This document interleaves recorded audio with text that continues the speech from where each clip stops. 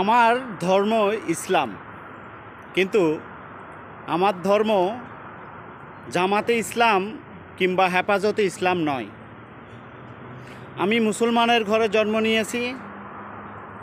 ধর্মে, কর্মে, ইবাদতে, বিশ্বাসে সকল কিছু মিলিয়েই আমাকে মুসলমান হতে হবে। এগুলোর কোনো কিছুই যদি আমি না করি, তাহলে আমি শুধুমাত্র মুসলমানের ঘরে জন্ম নিয়েই নামমাত্র মুসলিম বা মুসলমান হয়ে গেলাম, এমন বিশ্বাস আমার ভিতরে নেই। মুসলমান হতে হলে ধর্ম, কর্ম, ইবাদত, নীতি, বিশ্বাস সকল কিছুর বিনিময়েই আপনাকে মুসলমান হতে হবে, এটাই নিয়ম। এবং আল্লাহ রসুলের পথে চলতে হবে, এই মেসেজ স্বয়ং আল্লাহ নিজেই দিয়েছেন। কিন্তু আমরা রাজনীতির নামে এই ধর্ম, কর্ম, কোরআন, আল্লাহ, খুদা, রসুল এই যে বেচা বিক্রি করি, এরা কারা করে? এই রাজনৈতিক দলগুলো মানে কোন কোন দলগুলো এই সকল কর্মকাণ্ডগুলো ঘটায়, যারা ইসলামকে ব্যবহার করে, বিক্রি করে রাজনীতির মাঠে তাদেরকে প্রতিষ্ঠিত করতে চায়? এরা হচ্ছে জামাত ইসলাম, হেফাজতে ইসলাম সহ আরও কিছু ইসলামিক রাজনৈতিক দল আছে।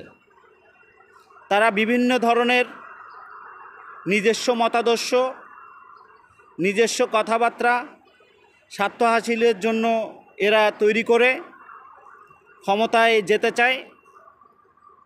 ক্ষমতার প্রদর্শন করে এরা সবসময় এই ইসলামকে ভুল পথে, ভুল ব্যাখ্যার মাধ্যমেই এরা ইসলামকে দ্বিখণ্ডিত করে, মতভেদ তৈরি করে। কিন্তু ইসলাম হচ্ছে এক মতাদর্শের। আমাদের আল্লাহ এক, তিনি যা যা বলেছেন তিনি সবার জন্য একই কথা বলেছেন, মানব কল্যাণের জন্য একই কথা বলেছেন, মুসলিম উম্মার জন্য একই কথা বলেছেন, এবং সমগ্র বিশ্ব মানবজাতির জন্য তিনি একই কথা বলেছেন। কিন্তু এখন আমাদের ভিতরে যেই বিভেদ, আমাদের ভিতরে যেই দ্বন্দ্ব, আমাদের ভিতরে যেই রেষারেষিগুলো হচ্ছে, এসবগুলো কোত্থেকে হচ্ছে? এসবগুলো হচ্ছে রাজনৈতিক দ্বন্দ্বের কারণে। কিছুদিন আগেও আমরা দেখলাম আমাদের দেশের হিন্দু সম্প্রদায়ের ভাইদের দুর্গাপূজা সহ বিভিন্ন পূজায়, পূজা মণ্ডপে এই ইসলামিক দলগুলো তাদের বিভিন্ন রকমের নাচ, গান, বিভিন্ন ধরনের সঙ্গীত, ইসলামিক সঙ্গীত, বক্তব্য বিভিন্ন রকমের কিছু করল। তখন কোথায় ছিলেন আপনারা? তখন কেন কথা বললেন না?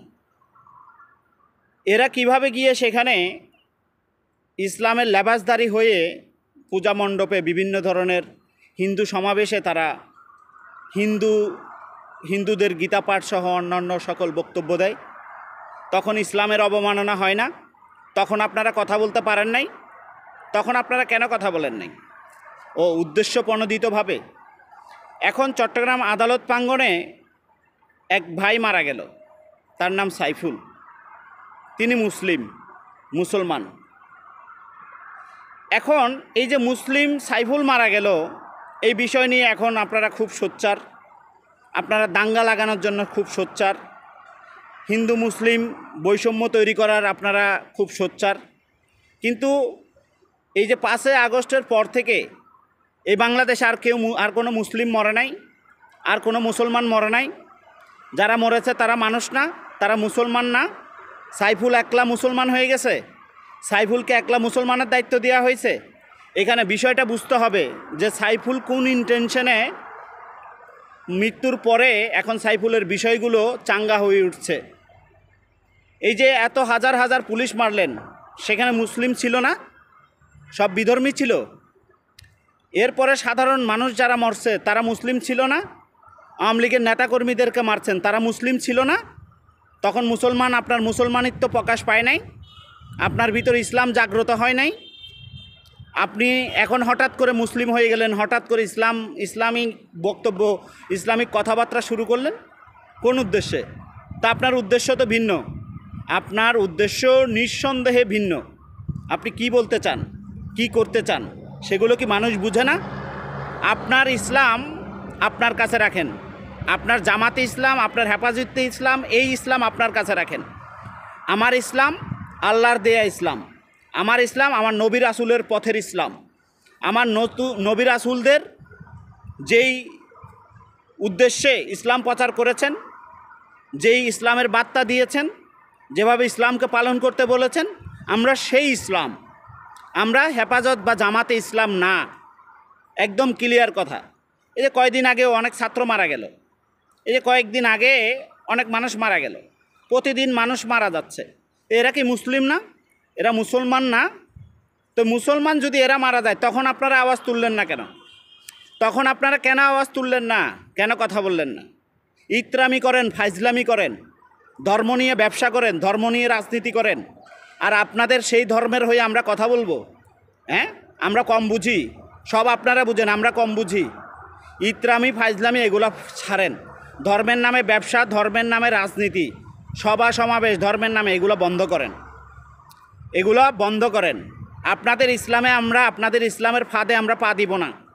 বাংলাদেশ শান্তির রাষ্ট্র, কিন্তু শান্তি এখন আছে? কোথাও শান্তি আছে? এক সেকেন্ডের জন্য, একদিনের জন্য শান্তি আছে? শান্তি নাই। কিসের শান্তির প্রতিষ্ঠা করবেন?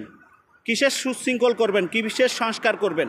আগে রাষ্ট্রের শৃঙ্খলা ফিরান, আইনি ব্যবস্থা, আইনি শাসন ব্যবস্থা এগুলো নিরাপদ করেন, এগুলো সংস্কার করেন। আগে নিজেদের মন মানসিকতার সংস্কার করেন। ওই যে সমন্বয়ক বাইঞ্চোদগুলো কতগুলো আছে, এই বাইঞ্চোদগুলো এখন সাইফুল আমার ভাই, তো সাইফুল একা ভাই হয়ে গেছে। আর যারা মারা গেছে বাংলাদেশে ছাত্রছাত্রী, সাধারণ ছাত্রছাত্রী, অন্যান্য যারা, তারা ভাই ছিল না, তারা ভাই না, শুধু সাইফুল এখন ভাই হয়ে গেছে। দাঙ্গা লাগানোর ইত্রামি, হ্যাঁ, এই ইত্রামি আমরা বুঝি। এইসবগুলো ছাড়ো। বদমাইশ, তোমরা যেই বদমাইশি শুরু করছো, এই বদমাইশির শেষ আছে। খুব শীঘ্রই তোমাদের এই বদমাইশি শেষ হবে। বেশি দিন টিকবা না, বেশি দিন টিকার সুযোগ নাই। হিন্দু মুসলিম দাঙ্গা লাগিয়ে নিজেরা ক্ষমতায় টিকতে চাও, নিজেরা বাহাদুরি দেখাইতে চাও, এই বাহাদুরি আর বেশি দিন টিকবে না। তোমাদের জঙ্গিবাদী রাষ্ট্র প্রতিষ্ঠার যেই পরিকল্পনা ষড়যন্ত্র, সেই পরিকল্পনা ষড়যন্ত্র বাংলাদেশের মানুষ খুব সহজেই হতে দিবে না, খুব সহজেই মেনে নিবে না। সুতরাং তোমরা সতর্ক হয়ে যাও, তোমাদের সময় ফুরিয়ে গেছে। তোমাদের এখন শেষ সময়ের সূর্য ডুবা ডুবা অবস্থা। এই সূর্য ডুবা অবস্থায় তোমরা আর মুসলিম হিন্দু দাঙ্গা লাগানোর চেষ্টা করিও না, ভয়াবহ পরিস্থিতির শিকার হবা। তোমাদের পরিস্থিতি কি হবে তোমরা নিজেরাও কল্পনা করতে পারবে না। সুতরাং এসব বিষয়গুলো মাথায় রেখো। শেষ বয়স একটাই কথা বলি, আমি মুসলমান, আমার ধর্ম ইসলাম, কিন্তু আমার ধর্ম হেফাজত কিংবা জামাতে ইসলাম না। কথা ক্লিয়ার? একদম ক্লিয়ার।